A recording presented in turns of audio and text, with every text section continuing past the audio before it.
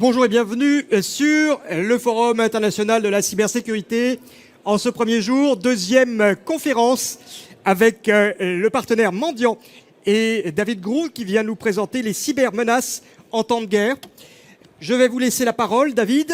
Précisez d'abord en début de conférence où l'on peut vous trouver, le nom et l'emplacement de votre stand sur le forum, afin que chacun ici puisse par la suite poser ses questions. Le format est très simple, 25 minutes d'exposé puis 5 minutes de questions-réponses. Si ensuite des questions et réponses doivent se poursuivre, ce sera sur votre stand. David, je vous laisse la parole. Bonne conférence à tous. Merci bien, bonjour à tous.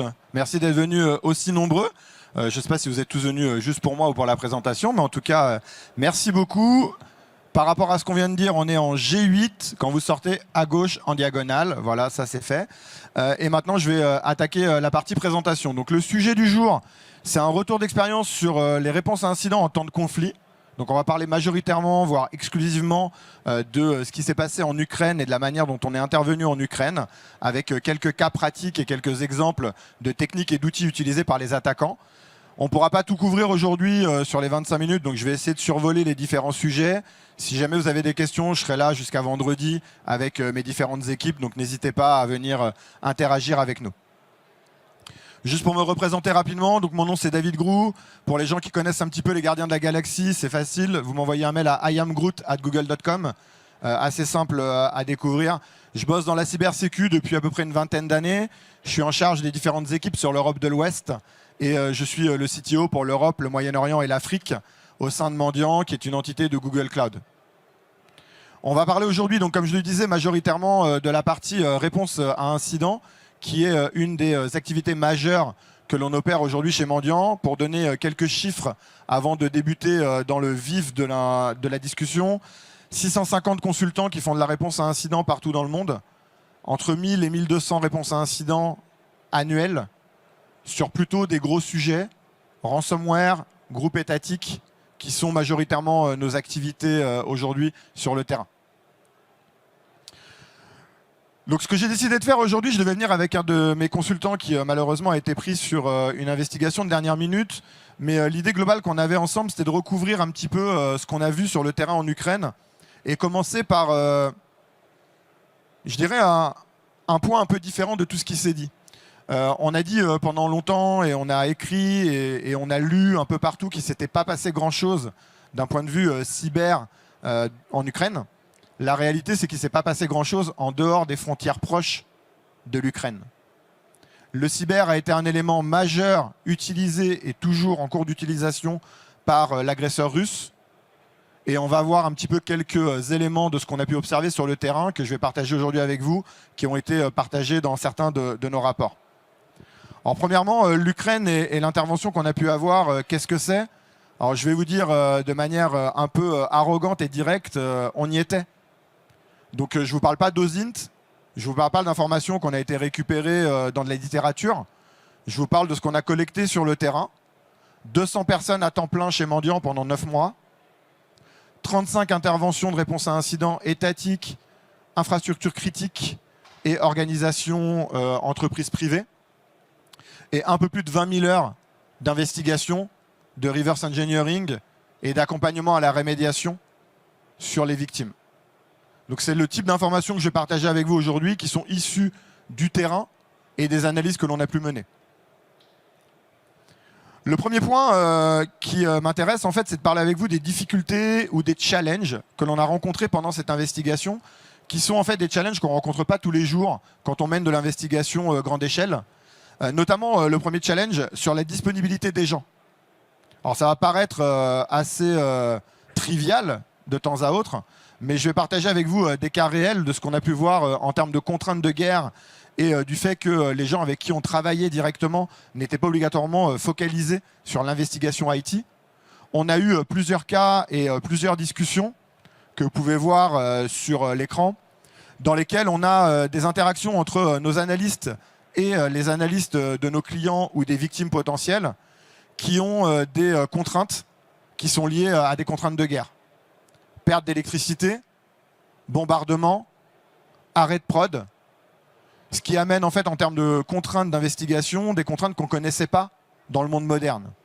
On a bien évidemment les contraintes de ransomware avec les machines qui sont crashées en écran bleu ou autre. Le fait d'avoir un interlocuteur qui travaille avec vous sur de la prise de log et qui vous dit tout d'un coup je ne peux plus le faire, je suis sur mon téléphone, je n'ai pas d'électricité et l'ensemble de mes routeurs sont tombés et on doit attendre 24 ou 48 heures pour récupérer de la log, ça impacte et ça change complètement la manière de mener l'investigation et la réponse à incident. Donc ça, c'est vraiment un élément important qu'on a retenu du conflit ukrainien. Le deuxième élément, qui était un élément qui m'a un peu surpris, et quoique, quand on y réfléchit, en fait, c'est tout à fait naturel, c'est le trust ou la confiance. Et vous allez vite comprendre la chose. Certaines zones géographiques ont été victimes d'invasions terrestres qui ont permis à l'attaquant d'avoir la main sur des machines ou sur des personnes pour les obliger à se connecter avec des credentials valides. Ce qui veut dire qu'à partir du moment où vous menez une investigation et que vous cherchez l'ensemble des chemins d'attaque potentiels ou des mouvements latéraux, vous pouvez vous retrouver avec des PC qui sont sous la main, physiquement, de l'agresseur. Quelque chose sur lequel on se dit, mais oui, c'est trivial, il est un peu bête, ils sont en zone de guerre, bien évidemment, qu'ils sont sur la machine. Moi, j'avais jamais vu dans une investigation l'attaquant qui prenait les credentials de quelqu'un ou qui forçait quelqu'un à se connecter et à envoyer des mails avec du phishing ou avec des payloads. Ça, c'est ce qu'on a vu sur le terrain. Quelques exemples ici de communication qu'on a eu avec les gens sur place qui, de la même manière, nous disaient « Hold on, arrêtez, cette machine-là, on la déconnecte. Elle est dans une zone du côté de l'oblast ou autre. C'est les Russes qui ont la main. Ils sont sur cette partie du réseau. On n'investigue pas plus. On va plus loin et on passe à autre chose. » Le troisième élément qui a été important dans ce qu'on a vu, c'est l'outillage. En fait, on s'est aperçu, et je vais aller rapidement là-dessus, que l'Ukraine était un pays un peu en retard d'un point de vue informatique au sens large du terme, avec notamment très peu d'Active Directory déployés dans les ministères de défense et dans les organisations étatiques, beaucoup de logiciels vulnérables avec des CVE ou des exploitations possibles de manière relativement simple par l'attaquant. Donc pas obligatoirement du 0-day comme on peut l'imaginer ou des choses ultra avancées. Des premiers niveaux de rémédiation, et j'ai laissé le terme que j'ai utilisé, qui ont été effectués à l'arrache. En mode on déconnecte, on réimage, on jette à la poubelle ou autre. Donc pour mener l'investigation correctement, c'était ultra compliqué de retrouver les bonnes logs et les bons éléments.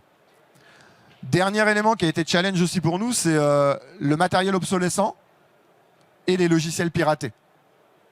Qui étaient surtout à l'époque ultra utilisés par l'ensemble des entités, qu'elles soient privées ou publiques. On s'est retrouvé avec énormément de contenu qui était du contenu pirate ou des vieux Windows XP, Windows 7, du Zimbra beaucoup, qui a été utilisé de manière massive par les Russes pour pénétrer les réseaux. Si on regarde l'activité, on peut la découper en 5 grandes phases, et je vais aller assez rapidement là-dessus, mais globalement, si on prend l'ensemble du schéma, on va dire, du conflit, on a eu une phase de cyberespionnage stratégique et de prépositionnement, c'était avant la guerre. On a eu une phase destructrice avec des opérations militaires en parallèle, tout au début de l'invasion, à partir du 24 février. On a ensuite des ciblages soutenus et ciblés sur certaines parties d'organisation ou certaines parties du pays, le maintien en position stratégique et un peu plus récemment, en début de cette année, le retour à une activité de destruction. Encore une fois, ici en Europe continentale, on en a assez peu parlé, on l'a assez peu vu, parce que la plupart des activités se sont cantonnées aux activités à l'intérieur de la zone ukrainienne, à l'intérieur du pays. Alors j'ai découpé en 3 parties et je vais essayer d'aller dans le timing là-dessus. 3 grandes parties qui m'intéressent en fait, ou en tout cas qui m'ont semblé intéressantes à partager avec vous sur ce qu'on a vu sur le terrain. On a vu tout d'abord une utilisation massive de wipers en OT et en IT. Pas obligatoirement des choses qui d'un point de vue technique étaient ultra avancées, mais qui marchaient très très bien.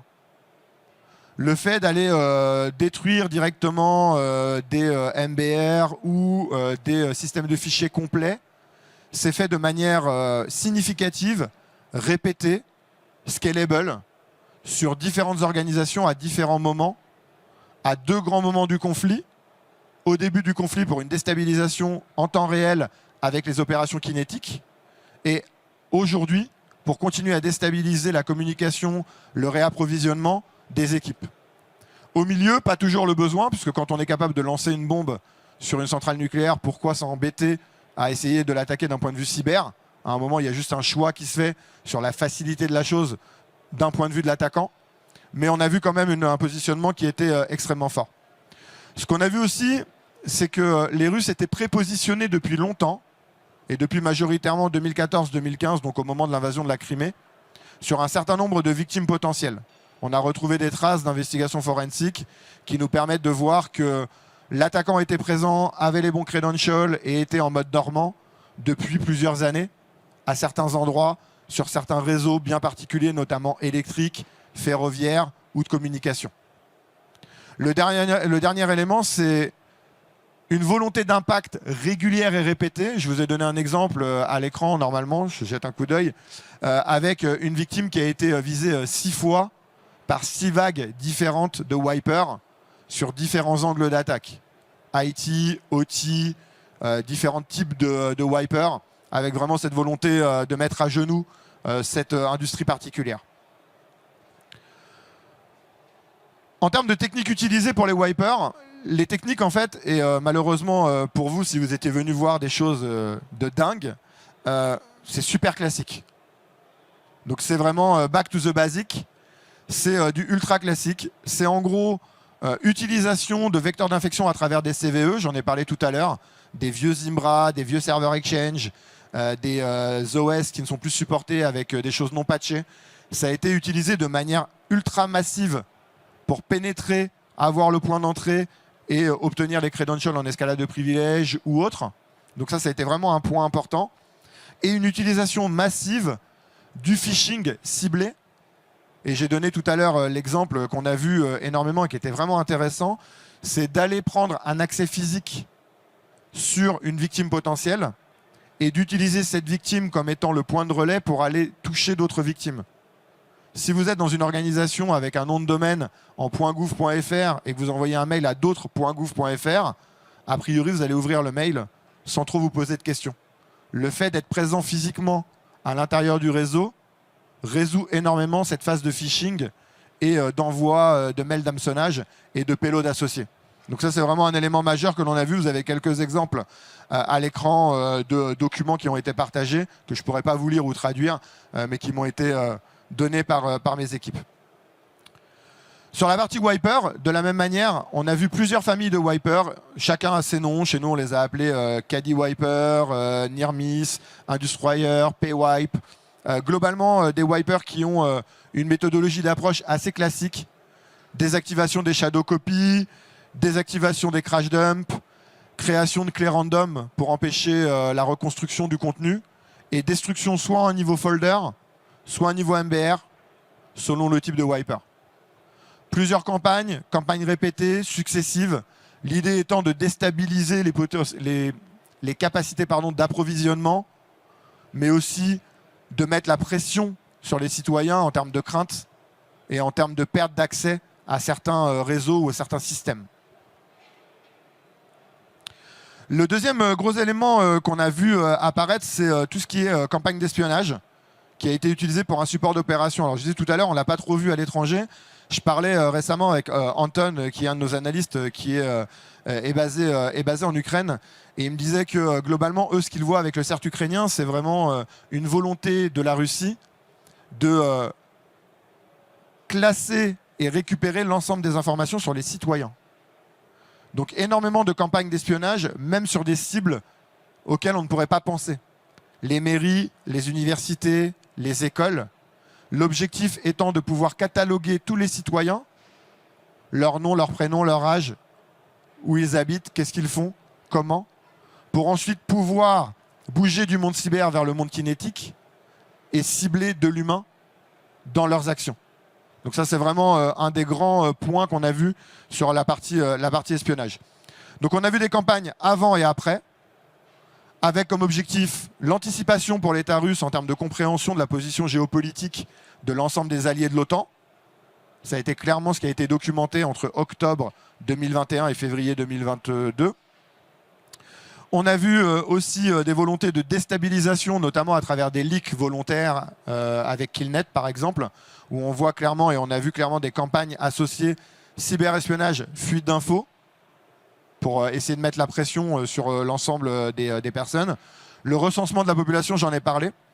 Et quelque chose qui est assez intéressant aussi, c'est qu'on a observé pas uniquement de la présence russe, mais surtout et aussi de la présence biélorusse, c'est à peu près normal en termes d'alliés, mais de la présence chinoise, en mode espionnage, low level, under the radar, pas d'activité forte, mais uniquement de la récupération d'informations pour comprendre ce qui se passe et comprendre quels sont les tenants et aboutissants entre les belligérants. C'est vraiment ce qu'on a pu observer. Les techniques utilisées qu'on a observées, là je vous ai mis deux techniques qui me paraissaient intéressantes. Une qui est ultra old school, mais qu'on a vu de manière très ample. La récupération à travers des profils, des périphériques USB et le push de backdoor qui permet de la récupération USB. Ce qui rappelle bien le lien avec de la pénétration physique ou de l'insider. Puisqu'il faut savoir que quand on est en Ukraine, on ne sait pas obligatoirement si la personne citoyenne ukrainienne est du côté russe ou du côté ukrainien. Il peut y avoir des gens qui ont une volonté de travailler d'un côté ou de l'autre.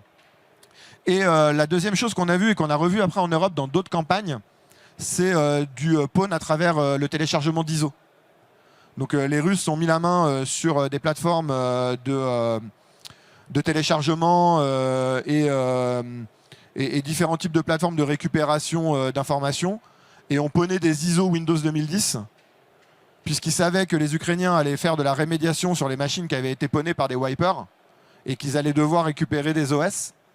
Donc ils se sont mis sur tous les sites en ukrainien pour mettre à dispo des ISO et pour pouvoir avoir des payloads directement embarqués dans les images de restauration et donc avoir un foothold relativement bas dans l'infrastructure.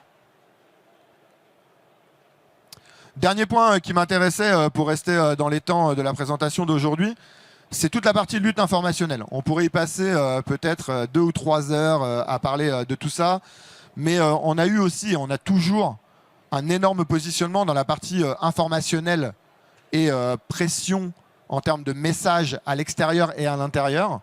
Et donc on a observé plusieurs choses. On a observé différents groupes qui utilisent différents canaux avec différentes volontés. On a des volontés d'influence à l'international, influencer les membres de l'OTAN, la communauté étrangère. On a des opérations d'influence nationale pour la Russie, promouvoir les opérations sur le terrain et montrer que tout se passe bien. Et on a aussi des influences sur la zone de conflit et les pays limitrophes pour limiter les engagements, mettre la pression aux pays frontaliers de l'Ukraine. Et donc on a vu énormément d'actions comme celle-ci. Alors là, la vidéo s'est pas lancée, elle durait une petite dizaine de secondes, c'est pas très grave. J'essaierai de voir après si je l'ai, mais vous l'avez peut-être déjà vu sur un deepfake du président Zelensky qui annonce le fait que l'ensemble de l'armée a décidé de capituler et d'arrêter la guerre. Il faut imaginer que la vidéo toute seule, on peut en rigoler en disant ouais, elle n'est pas super bien faite et ça peut pas marcher. Si vous n'avez aucun moyen de communication, uniquement cette vidéo, que vous n'avez plus accès à l'électricité, plus accès à l'eau potable, des bombardements, des satellites qui sont down, à un moment, la seule information qui vous vient, c'est l'information que vous avez envie d'écouter. Et donc ça, c'est ce qu'on a vu énormément dans la première partie du conflit. Et ensuite, on a vu, et on voit toujours, une volonté d'influence à plus grande échelle sur le territoire ukrainien et autour de l'Ukraine de la part de la Russie. On voit ces activités encore aujourd'hui avec des réseaux comme Killnet que je mentionnais tout à l'heure ou avec d'autres types de réseaux. Un exemple sur la partie panique et désinformation, vous avez ici du mass mailing qui a été envoyé de manière extrêmement forte pendant la première partie du conflit. C'est un exemple parmi tant d'autres où on avait encore une fois l'utilisation de capacités physiques ou de serveurs web qui avaient été pawnés par l'attaquant, donc pour avoir des emails légitimes, qui propageaient de l'information, notamment dans ce cadre-là, sur des potentielles attaques terroristes, pour obliger les mouvements de population supplémentaires aux mouvements de population déjà existants sur le conflit. Donc on est encore dans cette idée de crainte faire partir les gens du pays, les obliger à bouger à différents endroits. Donc ici, vous avez un exemple majeur. Pour bien faire, puisque ça serait dommage de ne pas faire coup double quand on peut faire coup double, on a une campagne de déstabilisation et d'influence couplée à un payload à l'intérieur du RTF qui permet de prendre la main sur la machine et de faire de l'infostealer sur les credentials des gens qui ouvrent le mail qu'ils reçoivent. Donc on fait les deux, un peu de cyberespionnage, un peu d'influence, qui peut le plus, peut le moins, donc autant faire les deux. Vous avez en bas de l'écran un exemple, ou en tout cas une liste qu'on voit peut-être pas parce que c'est un peu petit, mais des différents groupes et types de groupes. Donc on ne parle pas d'une opération qui a été unitaire, on parle vraiment d'une organisation structurée avec des objectifs, des cibles et des groupes qui ont chacun une mission. Et dans la partie influence, on l'a vu énormément, on le voit toujours aujourd'hui, c'est toujours extrêmement actif. Comme je le disais tout à l'heure, ça serait dommage de se dire, quand on est un pays belligérant, qu'il n'y a que la Russie qui peut travailler de cette manière-là. Et donc, les Chinois ont aussi continué à utiliser le conflit, donc notamment pour des campagnes d'influence. Une qu'on a documentée qui s'appelle Dragon Bridge, qui a été documentée par Mandiant. Et l'idée principale, en fait, c'est comment utiliser des images du conflit ou des contenus issus du conflit pour asseoir une politique et une communication qui est en correspondance avec la volonté de l'État chinois. Donc là, on a un exemple de campagne de communication où ont été extrapolées des vidéos, des photos, des contenus, ou des fois ont été aussi extrapolés des fake news poussées par la Russie, que la Chine a repris à son compte pour pour cibler majoritairement les États-Unis et pour continuer à pousser une propagande liée à sa volonté. Typiquement, dans ce cas-là, tout ce qui touchait à la narrative autour des attaques chimiques, des laboratoires biologiques qui étaient potentiellement en Ukraine et protégés par les Ukrainiens pour les Américains, et donc pour la Chine de légitimer sa position dans l'ensemble du conflit. Alors, que retenir de toutes ces investigations, et ça sera ma conclusion, et ensuite on pourra prendre quelques questions. En fait, donc je vous disais tout à l'heure, à peu près 200 personnes ont été mobilisées chez nous, et on a encore des personnes mobilisées aujourd'hui sur différents types d'interventions. Et on a retenu quelques points importants. Au niveau people, on voit qu'il faut avoir les bonnes personnes ayant la bonne compréhension techniquement, mais pas que. On a travaillé énormément avec les gens de la Threat Intel pour pouvoir contextualiser les informations, mieux comprendre les techniques d'attaque. Ce qui a été vraiment intéressant pour nous aussi, c'est d'avoir déjà une connaissance depuis très longtemps sur certains groupes, APT28, APT29, qui sont des groupes russes que l'on suivait déjà depuis plusieurs années. Les canaux de communication sont essentiels. La capacité de remonter des canaux de communication et de pouvoir communiquer avec les investigateurs sur place, mais aussi, je dirais, dans les deux sens, donc d'avoir une bicommunication ou une communication bilatérale, a été difficile et important, puisque à un moment, quand il n'y a pas de réseau, quand il n'y a plus d'Internet et quand il n'y a plus de réseau de com, comment on fait pour interagir? Et enfin, quelque chose qui nous a permis vraiment d'avancer de manière forte, c'est d'avoir un outillage d'investigation. Donc je ne rentre pas dans le détail de la partie outillage, mais l'idée principale, c'est qu'on projette de l'outillage qui nous permet de récupérer des artefacts et ensuite de les traiter en back-office. Et ça a été un élément clé, parce que vous imaginez bien qu'on ne peut pas aller à Kharkiv ou ailleurs chercher un disque dur pour aller faire une image et pour aller investiguer l'image. Donc il faut qu'on ait une capacité de récupération de forensique, ouais, j'ai cherché autre chose, j'ai perdu mon mot, peu importe, et qu'on puisse le faire à l'échelle, sur du gros volume, en 24/7, pendant plusieurs mois. Donc voilà, en quelques mots, 25 minutes, c'est un peu court. Donc j'ai essayé d'être condensé, j'ai parlé un peu vite pour qu'on puisse tout couvrir. J'espère que ça vous aura intéressé, que vous aurez l'occasion de venir en parler avec nous. Je laisserai mes équipes répondre à toutes les questions, comme ça moi je serai tranquille pendant la journée.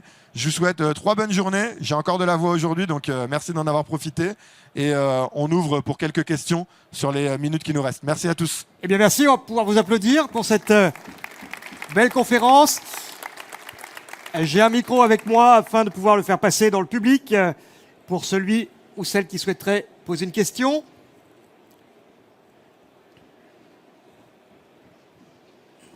N'ayez pas peur, hein. Eh bien, voyez-vous. Ah, j'ai une question à droite.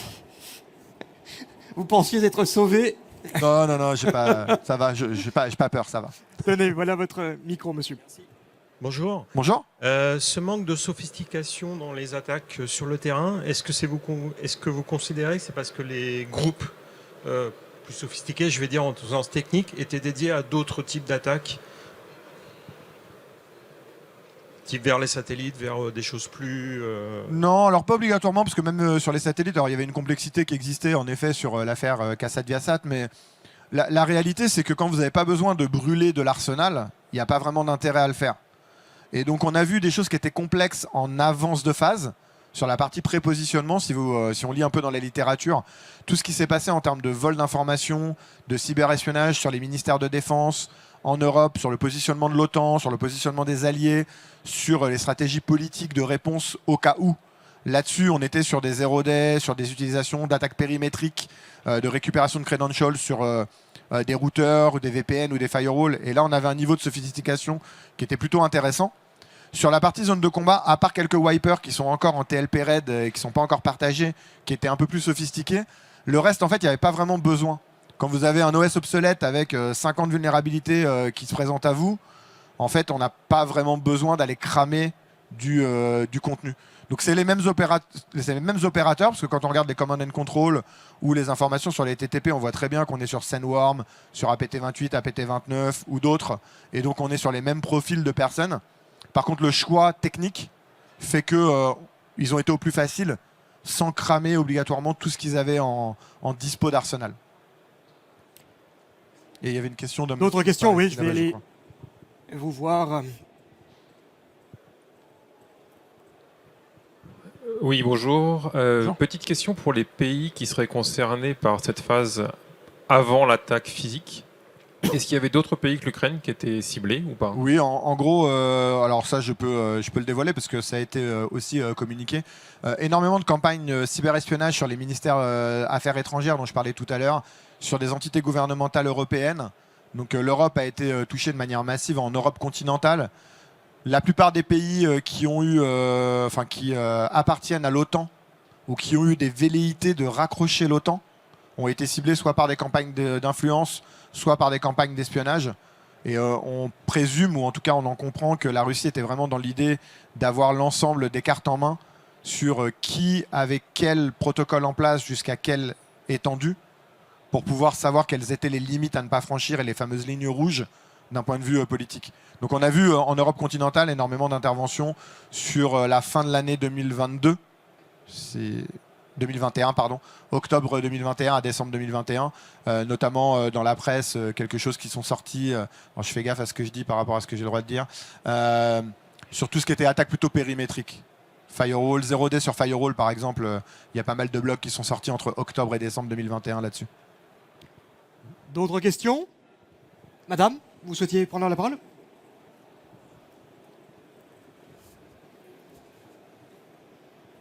Bonjour, merci. Est-ce que vous pourriez nous dire quelles sont les attaques les plus importantes que vous avez constatées? Est-ce que vous trouvez que globalement, au bout de plus d'un an, on peut dire que ça a pesé sur le cours de la guerre ou finalement pas vraiment?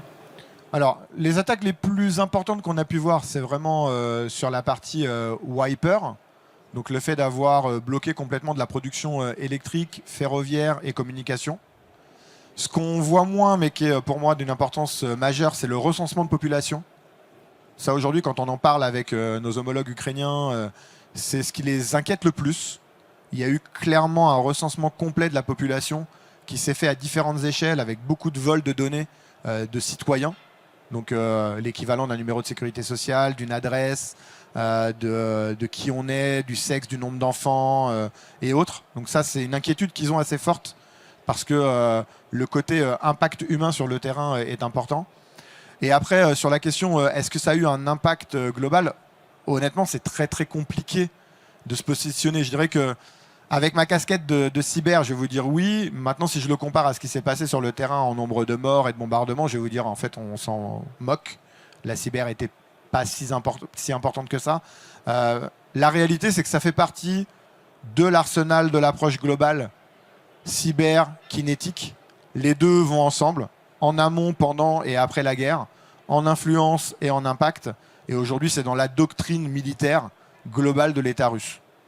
Après, les impacts, chacun pourra les estimer à son niveau, mais aujourd'hui, c'est clair que le cyber est un compagnon fort de l'ensemble de l'opération et qu'il a existé du début et qu'il est toujours présent aujourd'hui. Je vous remercie, messieurs, dames, pour vos questions. Nous sommes arrivés au terme des 30 minutes de présentation. Nous allons rappeler, David, l'emplacement de votre stand pour mendiants, si jamais des personnes souhaitent poursuivre la discussion après votre conférence. Et si je ne me trompe pas, G8 en sortant sur la gauche, un peu en diagonale. Merci à vous. Merci à vous, bonne journée à tous. Merci. Mendiants que nous allons retrouver pour une seconde conférence ici avec pour thème le piratage de 2 applications de vote sur blockchain avec François-Xavier Tourins en intervenant.